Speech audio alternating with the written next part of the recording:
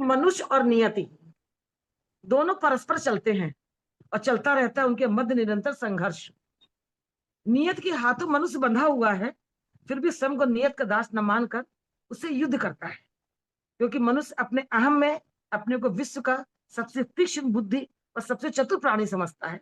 और सच भी है, मनुष्य जीवन ईश्वर प्रदत्त सर्वोत्तम रचना है, पर अपने अहंकार में स्वयं को निर्णायक बनकर अपने भाग विधाता बनने का दावा कर बैठता है और उसी धुन में यह भी भूल जाता है कि नियत के हाथों सब पूर्ण सुनियोजित है, फिर भी नियत से परस्पर द्वंद्व करता हुआ उसे पराजित करने का प्रयास करता है और नियत उसकी इस मूर्ता पर अपनी स्मृति बिखराती हुई आगे बढ़ती चली जाती है।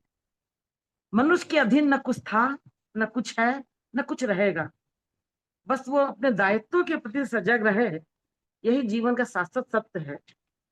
सुख और दुख जीवन के दो जीवंत पहलू हैं। सुख के दिन में मनुष्य नियत के संग हंसी खुशी बिता देता है, पर दुख के दिनों में नियत से टकराव कर बैठता है।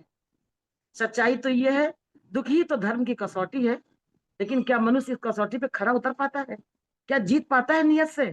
थक जाता है, टूट जाता है लड़ते लड़ते, पर नियत को कभी हरा नहीं पाता। नियत का चक्र चलता रहता है। इस नियत को पराजित करने वाला, इससे टकराव लेने वाला अगर एक कोई है, जिसकी कृपा दृष्टि से ये संसार स्थित है, जिसकी विकृत मां से तृणात्मक प्रकृति अपना कार्य बंद कर देती है, इस प्रलय का एकमात्र निर्णायक है, जिसकी स्नेह की क्षेत्र छाया में समस्त जीव चर अचर सभी श्वास लेते हैं, वो है अखिल कोटि ब्रह्मांड नायक अनाद पुरुष श्री कृष्ण।